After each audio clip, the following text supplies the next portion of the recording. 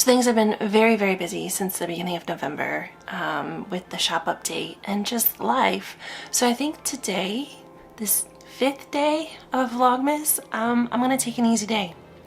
And it's gonna be a little bit of like, not TCB, but maybe some TCS. I'm gonna take care of the self.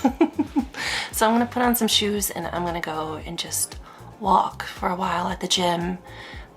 I really enjoy being able to do that because I find that when I am walking or running, I haven't been able to run since I got COVID in 2020. Long COVID destroyed my lungs. Hopefully I'll be able to run again someday. But it really helps me process. And I don't know about you, but when there's like a lot going on, and there's a lot going on, it really helps to just find a place where your brain can do all of the thinking that it needs to do. And I want to give it that space. And maybe that will help with all of these like really intense lucid dreams I've been having lately. I mean, they're just like, whoa. So I'm gonna go get my shoes and we're gonna get out the door and just spend a little bit of quiet time together today. If you're new here, welcome. I am Alexis. I am a full-time artist in New York City, and on this channel, typically I share my art, what inspires me, my love of the city, and a little bit of everything. And if that sounds like something you're into, I invite you to stick around. I'm really glad I did that, and I feel better. It's amazing how when you move your body, how much better it can make you feel. I do have to say that my leggings that I wear are old. But they're like girlfriend leggings, so they're the thicker kind, but there is still a part of me that panics when I go. Because when I was going to the gym a lot, there were a couple years where I was going like very regularly. There was always like 1 or 2 pair of semi to pretty see-through leggings that would be there, and I have this fear that if my leggings get too old, people are going to start to see my booty. And I don't want them to see my booty. So far so good. I also have a fear that like the back seam is gonna like split because I am larger than I was when I used to wear them, so they're a little snug. But we're making it work. And yeah, I'm gonna make some coffee, and I think I'm just gonna get this space organized a little bit, and then I'm gonna sit down and read, I think.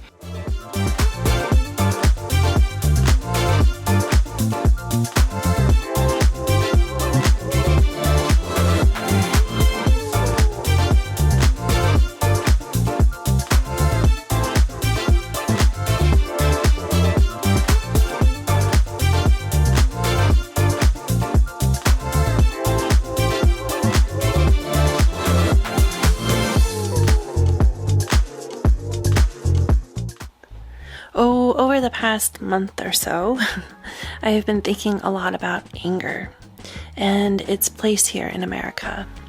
And I've been going back to The Artist's Way, week 3, which really, for me, tied so strongly back into activism and how Julia Cameron talks about anger as being kind of a compass in pointing you in the direction that you want to go.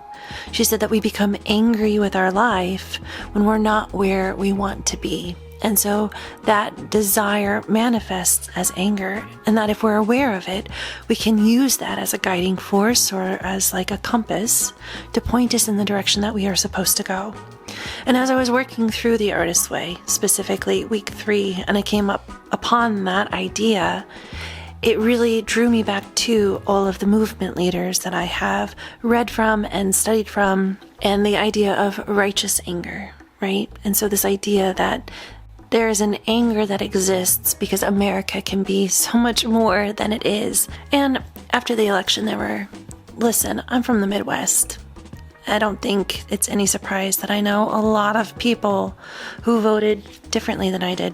And it took me back to 2014 and the murder of Mike Brown and the subsequent protests of Ferguson, Missouri. And it took me back to 2016 when he who will not be named was first elected. And throughout that entire time of my life, I was so angry. I was so angry that people could be so close-minded and that people could vote for someone who will cause such great harm to our neighbors and to our communities. I was really angry. And now, here we are in 2024, and that same individual has been chosen to lead our nation once again. And here's the thing that I think differs with where I am now versus where I was then.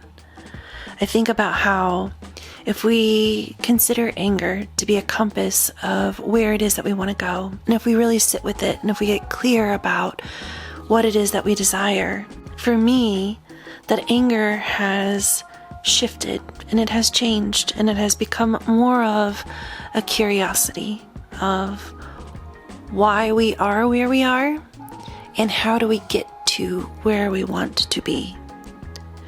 When I was angry, there were so many periods of time where I'd become paralyzed in that anger and I would become very ineffective. And I'm just speaking about me, y'all, because listen, I think that there is space for it. I really do think that within movement, anger and curiosity are not mutually exclusive. I think about Malcolm versus Martin, and I think about like how many different people and voices and actions it takes to get us to where it is that we want to go. And honestly, this brings me back to my collection, The Great Creating, those quilt squares. It's all rooted in this idea.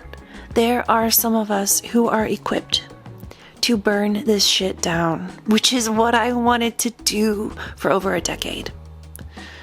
And there are those of us who are equipped to build. And I think that both groups are necessary to get us to where we want to be and where we want to go. And so I do not fault anyone for that anger and for the dismantling that is necessary. What I have come to understand about myself is that that is no longer the space that I am navigating from, and I am absolutely navigating from the space of what comes after. Because in my study of movement, and in my study of oppression, and in my study of white supremacy, what I have seen time and time again, and James Fowler talks about this in the Humanity Archive a few times, when an oppressive system is dismantled, if the people who have dismantled it, if that society has not spent time truly understanding the systems of oppression, they will build a society based off of the systems that were in place, because we lead how we were led, right? And I think that is an extremely important fact to acknowledge. And so what I am curious about is, what are we going to build to replace this system that does not work? What are we going to build? How are we going to create systems of care? What are those systems of care? So that when this shit is done, what comes next is vastly different and actually encapsulates everything that we dreamed that it could and believe that it can. And so, I don't know, it's been really interesting navigating from this space, because for so long I was so angry, and all of these calls to like cut people out and to, fuck them. I was right there. I was there for so long. But now I understand, being, a decade from beginning this journey, that doesn't serve me. And y'all, once again, I am speaking about me, because what that did is it held me back. The people in my life that I was angry and hurt and confused by, like, how can you believe XYZ? How can you vote for this, that, whoever? You know what I'm saying? Because it's more than just one person. Project 2025 is more than one person. They're everywhere. They have infiltrated, all right? My anger didn't impact them. It impacted me. And I now, having lived through everything that I've lived through and having experienced everything that I've experienced, I am far from a kumbaya moment. I am very much like, let's get this done. but I'm working from a totally different compass. And that's not to say that anger doesn't pop back up, but I have a deep understanding of myself now and who I am meant to be in this movement of change and revolution. And I am so grateful that there are those of us who can successfully navigate in that righteous anger to bring about change. And on the flip side of that, I am equal parts grateful for those of us who navigate from an imagination and a hope, and will be building what will come after those systems crumble and after those systems are dismantled. And I know that both groups are necessary in this work, and I encourage you to find where you fit and to find how you can contribute and to find how you can use your gifts and who you are positioned to be in this world to bring forth something that is far, far better than what we currently have. Because I truly, truly believe that these systems are on their last hurrah. And so we've got to get busy dismantling, and we've got to get busy imagining and building. And I don't know, I've just been really thinking about why I feel so different this time around. And I know it's because I have done so much learning and listening and healing that I understand more fully where my place is. And I hope that wherever your place is, you find it, you plug in, and you use that energy that you are navigating from to bring about the future that we know is possible.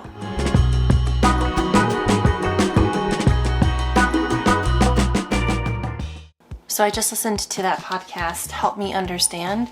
And one of my dearest friends, J.K. McLeod, he is the host of that podcast. And in this one, he talks about the importance of committal language, right? So saying like, you will do something versus you want to do something. And that is an idea that has come up quite a bunch over the past little bit of time. And so it's just like, I don't know, when you need that reminder, I think that you get the reminder. And so I really appreciated his episode today on, being mindful of the words that you use, is even around your intentions. I've said a lot on here that words have power, and I think that we often relate that as to like how our words impact others, but we don't often realize how our words impact ourselves. And that is something that I have been like really focused on over the last year. So an excellent reminder. And I don't know, I really appreciated it. His podcast is, really wonderful. Sometimes it's about fitness because he is a health coach, a workout coach. JK, if you're watching this, I'm so sorry. I don't know what your actual, he is like the strongest human that I know, and he helps other people get strong. That's the best way I can describe it. But I've known him since 2000, how long have we known each other? 2005-ish? So we go way back. If you're ever looking for just encouragement, he also has really interesting conversations with people, and sometimes people with differing viewpoints. And so I think that absolutely ties into kind of the thoughts that I've been having around where we're at and how we move forward after November 5th, heading into January. But he has really challenged me to think about how I engage with people and how I engage with perhaps those who have a viewpoint that is vastly different from mine. It's 2:27. I haven't done my morning pages yet. So I want to do my morning pages, and then I want to do some reading. This feels really bright in here, which is the opposite of the dark dungeon it normally is, but I don't know if you remember how unorganized these boxes were back a couple vlogs ago. Yo, look at this. Hey. I have little, I don't know, there's a V word, I never pronounce it correctly, but these little bags I use for stickers and things. They're perfect for organizing ornaments. I still have a lot of ornaments. I'll be honest, this year's drop, not so successful. Last year's drop was hugely successful. Last year my holiday shop update was like the most successful it had been ever, and this year was the worst. And I think that happens. I also know that like I've relied heavily on Instagram for all of my business, and this year I took a big step back just because I didn't have the mental space for it. I found it really overwhelming, and I'm really trying to like incrementally add things so I don't get burnt out.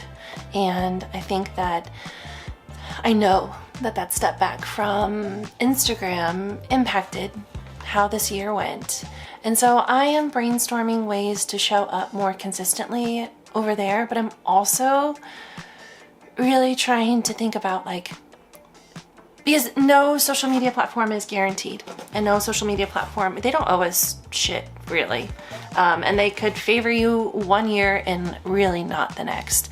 And so I am trying to figure out how to kind of expand how I get my stuff out there, so I'm not beholden to the whims of a platform that I have no control over.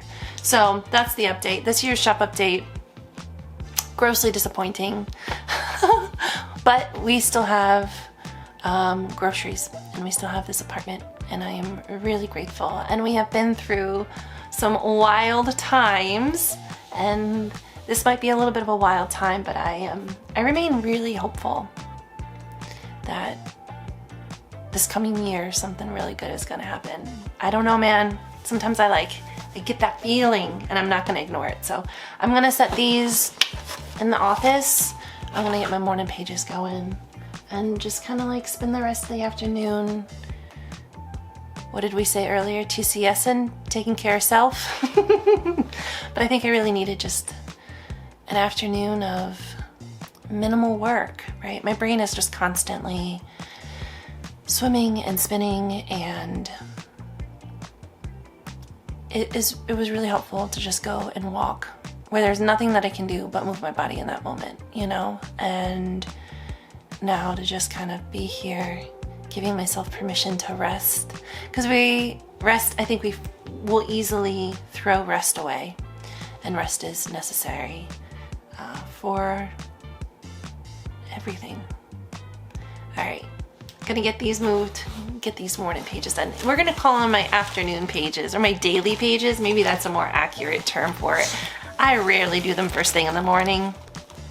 Maybe I should, but they've turned into more of like my daily pages.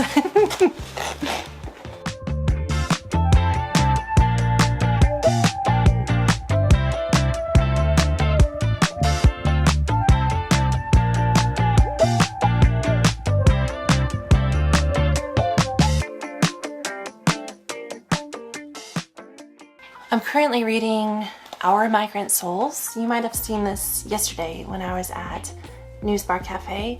It is a tremendous book. It has really just reiterated so much that I have learned about and read about in other texts, but through like the Latino lens, which is something that I've not done a lot of reading about. And I have really appreciated this text, and it has just, I mean, I like to think that my bookshelves are pretty diverse, but it just reiterates the need to continuously find the voices and find the experiences that are different from yours so that you can learn about it and broaden your understanding of this collective experience. I have really, really loved this book. Cannot recommend it enough. It's left me with so many thoughts. And there was one section in here that I want to share just because I was just like, holy cow, yeah, you know?